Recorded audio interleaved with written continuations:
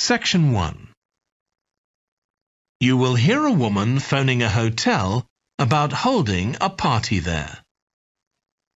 First, you have some time to look at questions 1 to 7.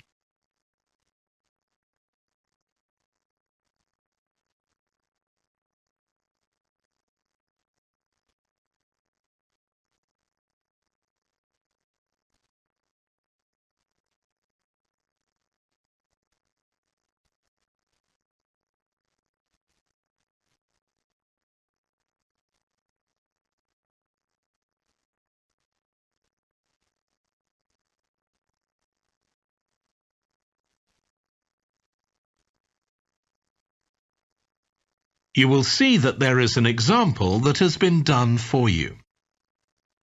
On this occasion only, the conversation relating to this will be played first. Good morning, Clare House Hotel. Andrew speaking. I'm the events manager. Andrew is the events manager. So events has been written in the space. Now we shall begin. You should answer the questions as you listen because you will not hear the recording a second time. Listen carefully and answer questions 1 to 7. Good morning, Clare House Hotel. Andrew speaking. I'm the events manager. Good morning, Andrew. My name's Samantha. I'm arranging a party for my parents' 50th wedding anniversary, and I'm ringing to ask about hiring a room sometime next September. Also, my parents and several of the guests will need accommodation. OK, I'm sure we can help you with that. Will you be having a sit-down meal or a buffet? Probably a sit-down. And do you know how many people there'll be? Around 80, I think. Well, we have 2 rooms that can hold that number. One is the Adelphi room. That can seat 85, or hold over 100 if people are standing for a buffet. Right.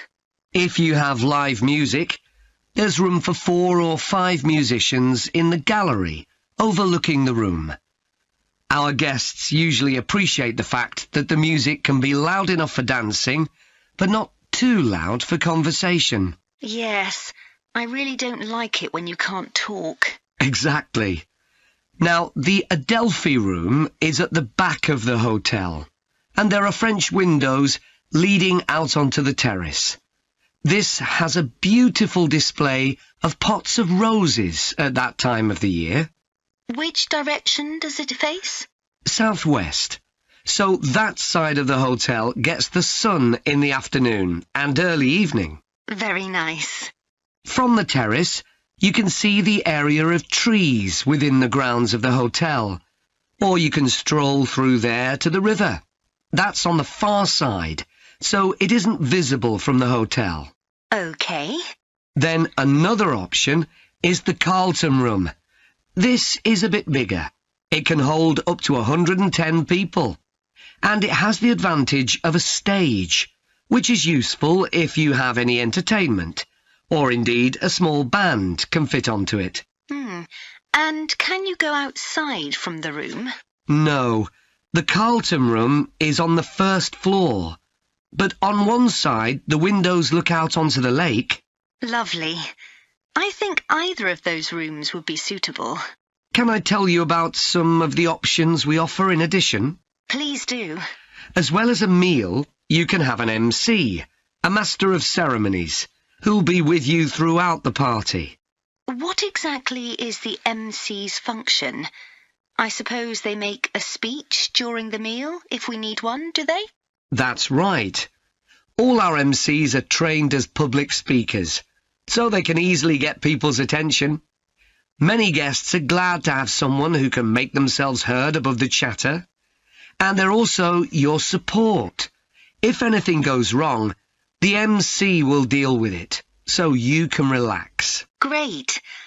I'll need to ask you about food, but something else that's important is accommodation.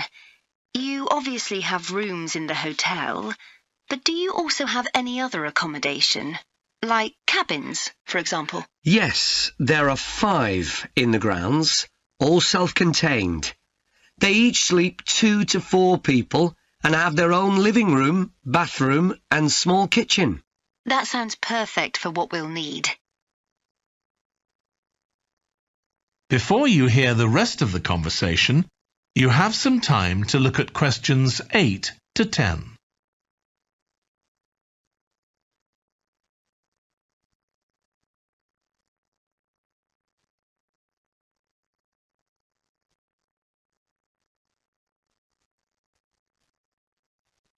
Now listen and answer questions 8 to 10. Now, you have various facilities, don't you? Are they all included in the price of hiring the room? The pool, for instance? Normally you'd be able to use it, but it'll be closed throughout September for refurbishment, I'm afraid. The gym will be available, though, at no extra charge. That's open all day from 6 in the morning until midnight. Right. And the tennis courts, but there is a small additional payment for those. We have 4 courts, and it's worth booking in advance, if you possibly can, as there can be quite a long waiting list for them. Right. Now, could we discuss the food? This would be dinner around 7 o'clock, and... That is the end of section 1.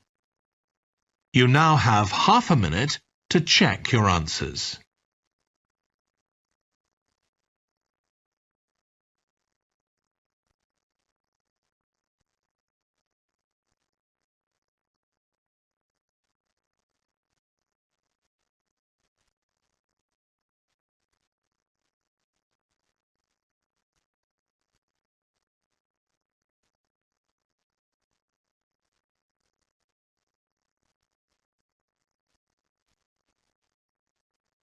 Now turn to section 2.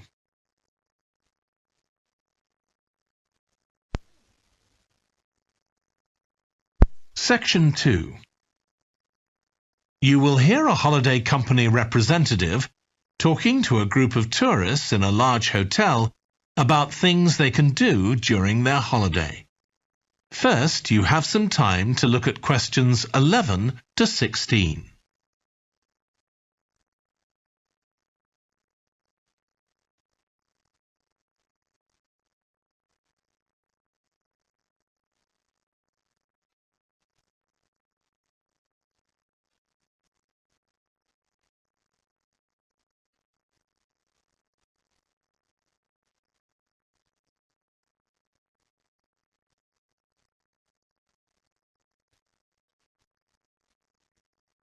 Now listen carefully and answer questions 11 to 16. Hello everyone, I'm Jake Stevens and I'm your rep here at the hotel. I'm sure you'll all have a great time here. So, let me tell you a bit about what's on offer. I'll start by telling you about some of the excursions that are available for guests. One thing you have to do while you're here is go dolphin watching. On our boat trips, we pretty well guarantee you'll see dolphins. If you don't, you can repeat the trip free of charge. We organise daily trips for just €35. Unfortunately, there aren't any places left for this afternoon's trip, but come and see me to book for later in the week. If you're energetic, I'd recommend our forest walk. It's a guided walk of about 7 kilometres. There'll be a stop halfway, and you'll be provided with a drink and sandwiches. There's some fairly steep climbs up the hills, so you need to be reasonably fit for this one, with good shoes. Oh, and bring a waterproof in case it rains. It's just €25, all-inclusive, and it's every Wednesday. Then on Thursdays, we organise a cycle trip, which will give you all the fun of biking without the effort. We'll take you and your bike up to the top of Mount Lana and leave you to bike back. It's a 700-metre drop in just 20 kilometres, so this isn't really for inexperienced cyclists, as you'll be going pretty fast. And if it's a clear day, you'll have fantastic views.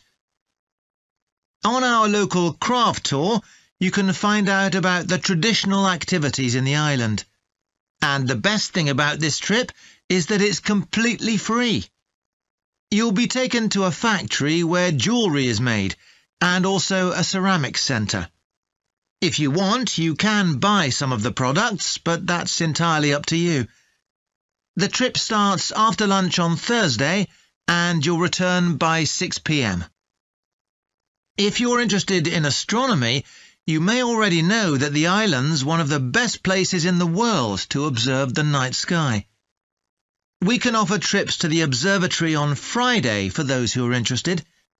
They cost €90 per person, and you'll be shown the huge telescopes and have a talk from an expert who will explain all about how they work. Afterwards, we'll head down to Sunset Beach, where you can have a dip in the ocean if you want, before we head off back to the hotel. Finally, there's horse riding. This is organised by the Equestrian Centre over near Playa Cortino, and it's a great experience if you're a keen horseback rider, or even if you've never been on a horse before. They take you down to the beach, and you can canter along the sand and through the waves. It costs €35, and it's available every day. Before you hear the rest of the talk, you have some time to look at questions 17 to 20.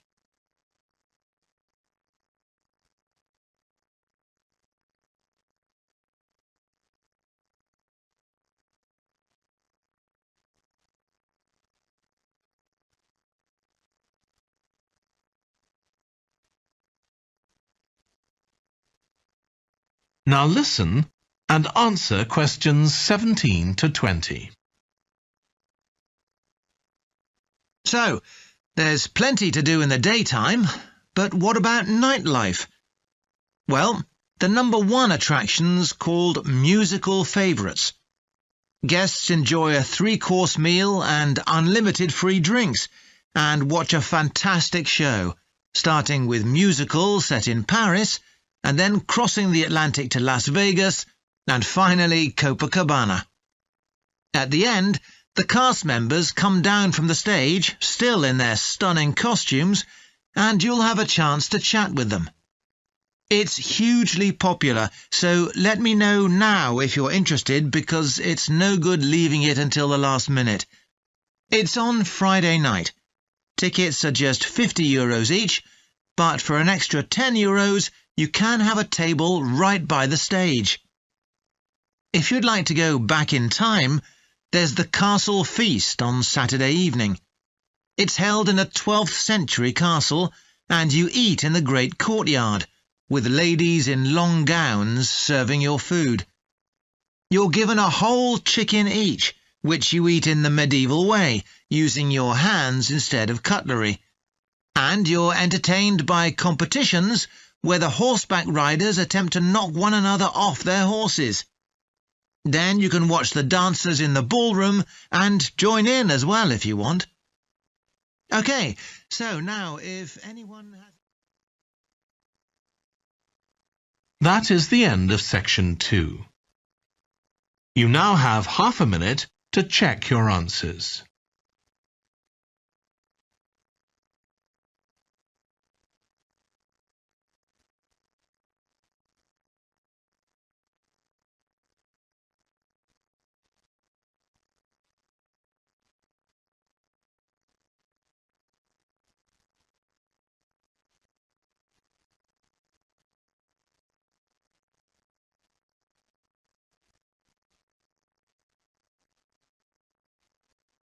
Now turn to section 3.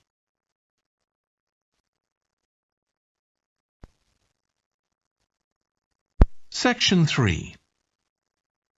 You will hear Stephanie, who is thinking about taking a 1-year course in children's literature, talking to Trevor, who is currently taking the course. First, You have some time to look at questions 21 to 25.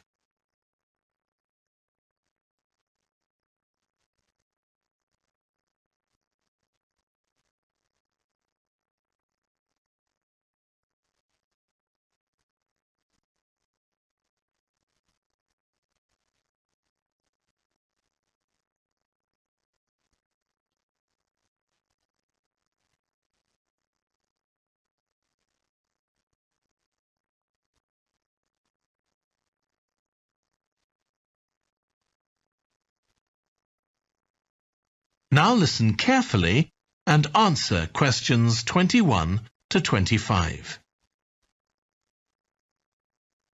Hello, Trevor. Hello, Stephanie. You said you wanted to talk about the course I'm taking on literature for children. That's right. I'm thinking of doing it next year, but I'd like to find out more about it first. OK, well, as you probably know, it's a one-year course. It's divided into 6 modules, and you have to take all of them. One of the most interesting ones, for me at least, was about the purpose of children's literature. You mean whether it should just entertain children or should be educational as well? Right, and whether the teaching should be factual, giving them information about the world, or ethical, teaching them values. What's fascinating is that the writer isn't necessarily conscious of the message they're conveying. For instance, a story might show a child who has a problem as a result of not doing what an adult has told them to do, implying that children should always obey adults. Oh, I see what you mean. That module made me realise how important stories are. They can have a significant effect on children as they grow up. Actually, it inspired me to have a go at it myself, just for my own interest. I know I can't compete with the really popular stories, like the Harry Potter books. They're very good. And even young kids like my 7-year-old niece love reading them. I'm very interested in illustrations in stories. Is that covered in the course? Yes, there's a module on pictures and how they're sometimes central to the story. That's good. I remember some frightening ones I saw as a child, and I can still see them vividly in my mind years later. Pictures can be so powerful, just as powerful as words. I've always enjoyed drawing, so that's the field I want to go into when I finish the course. I bet that module will be really helpful. I'm sure it will. We also studied comics in that module, but I'm not convinced of their value, not compared with books. One of the great things about words is that you use your imagination, but with a comic you don't have to. But children are so used to visual input on TV, video games and so on. There are plenty of kids who wouldn't even try to read a book, so I think comics can serve a really useful purpose. You mean it's better to read a comic than not to read at all? Yes, I suppose you're right. I just think it's sad when children don't read books. What about books for girls and books for boys? Does the course go into that? Yes, there's a module on it. For years, lots of stories, in English at least, assumed that boys went out and did adventurous things, and girls stayed at home and played with dolls. I was amazed how many books were targeted at just one sex or the other. Of course, this reflects society as it is when the books are written. That's true. So it sounds as though you think it's a good course. Definitely. Before you hear the rest of the discussion, you have some time to look at questions 26 to 30.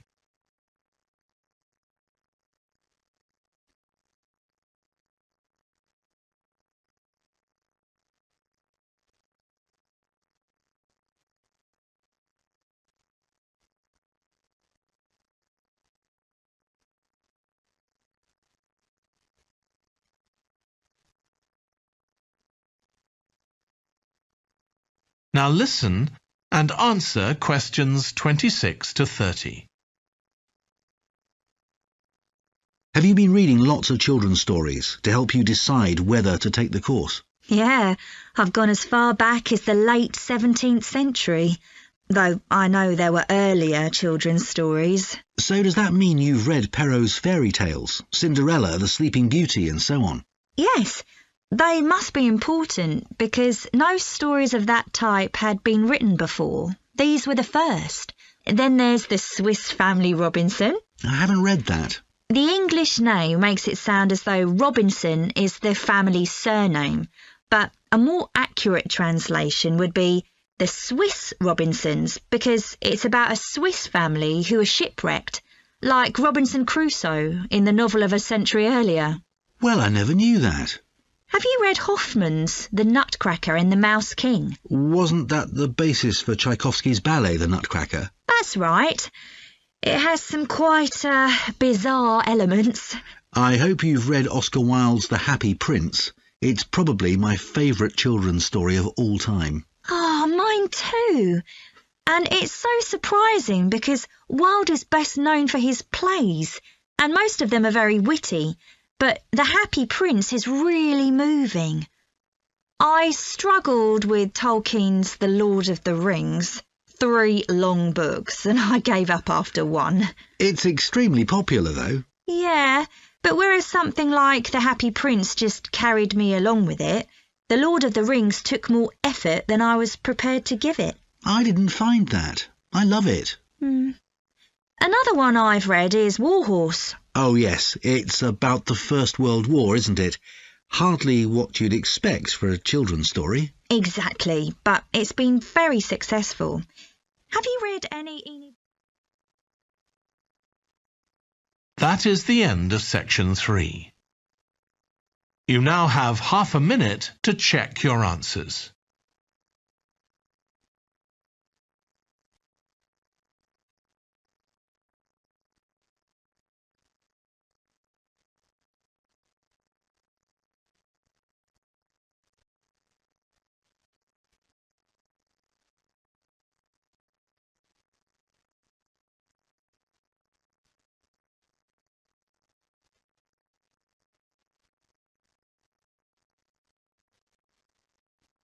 Now turn to section 4.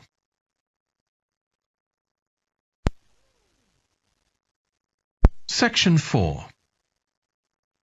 You will hear part of a lecture about a branch of archaeology called marine archaeology. First, you have some time to look at questions 31 to 40.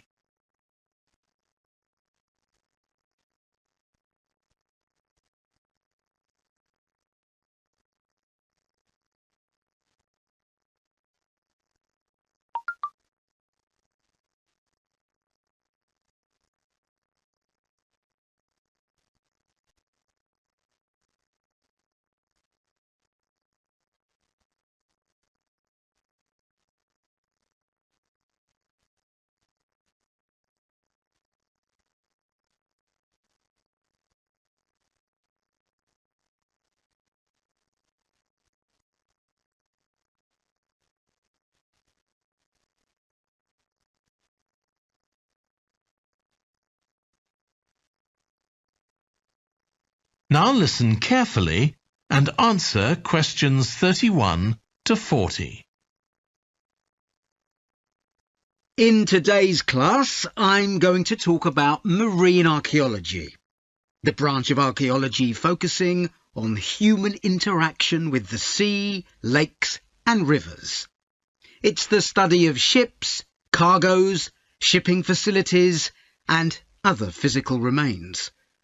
I'll give you an example, then go on to show how this type of research is being transformed by the use of the latest technology. Atlit Yam was a village on the coast of the eastern Mediterranean, which seems to have been thriving until around 7000 BC.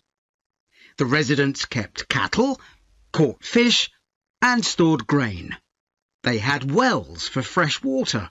Many of their houses were built around a courtyard and were constructed of stone.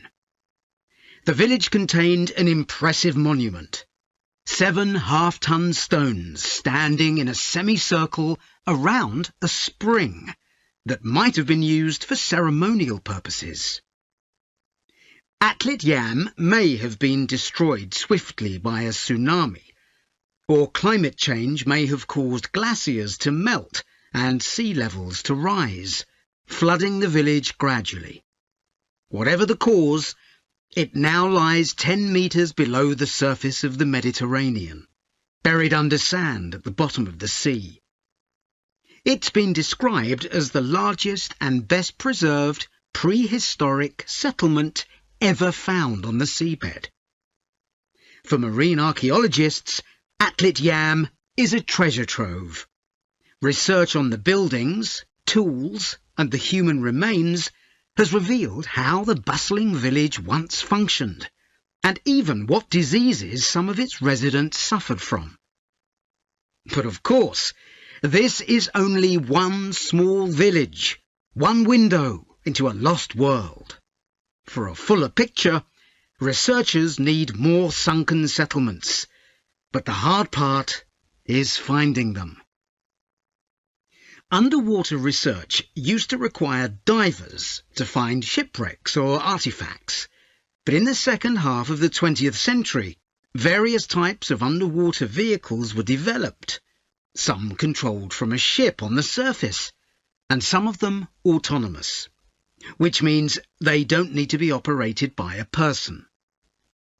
Autonomous underwater vehicles, or AUVs, are used in the oil industry, for instance, to create maps of the seabed before rigs and pipelines are installed. To navigate, they use sensors such as compasses and sonar. Until relatively recently, they were very expensive and so heavy that they had to be launched from a large vessel with a winch.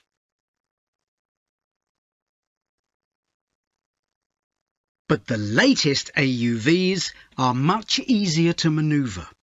They can be launched from the shore or a small ship, and they're much cheaper, which makes them more accessible to research teams. They are also very sophisticated. They can communicate with each other and, for example, work out the most efficient way to survey a site or to find particular objects on the seabed. Field tests show the approach can work. For example, in a trial in 2015, 3 AUVs searched for wrecks at Marsimemi, off the coast of Sicily. The site is the final resting place of an ancient Roman ship, which sank in the 6th century AD, while ferrying prefabricated marble elements for the construction of an early church. The AUVs mapped the area in detail, finding other ships carrying columns of the same material. Creating an internet in the sea for AUVs to communicate is no easy matter. Wi-Fi networks on land use electromagnetic waves, but in water these will only travel a few centimetres. Instead, a more complex mix of technologies is required. For short distances, AUVs can share data using light, while acoustic waves are used to communicate over long distances. But more creative solutions are also being developed, where an AUV working on the seabed offloads data to a second AUV, which then surfaces and beams the data home to the research team using a satellite. There's also a system that enables AUVs to share information from seabed scans and other data. So, if an AUV surveying the seabed finds an intriguing object, it can share the coordinates of the object, that is, its position, with a nearby AUV that carries superior cameras, and arrange for that AUV to make a closer inspection of the object. Marine archaeologists are excited about the huge potential of these AUVs for their discipline. One site where they're going to be deployed is the Gulf of Baratti off the Italian coast. In 1974, A 2,000-year-old Roman vessel was discovered here in 18 metres of water. When it sank, it was carrying medical goods in wooden or tin receptacles. Its cargo gives us insight into the treatments available all those years ago, including tablets that are thought to have been dissolved to form a cleansing liquid for the eyes. Other Roman ships went down nearby, taking their cargoes with them. Some held huge pots made of terracotta. Some were used for transporting cargoes of olive oil, and others held wine. In many cases, it's only these containers that remain, while the wooden ships have been buried under silt on the seabed. Another project that's about to be... That is the end of section 4. You now have half a minute to check your answers.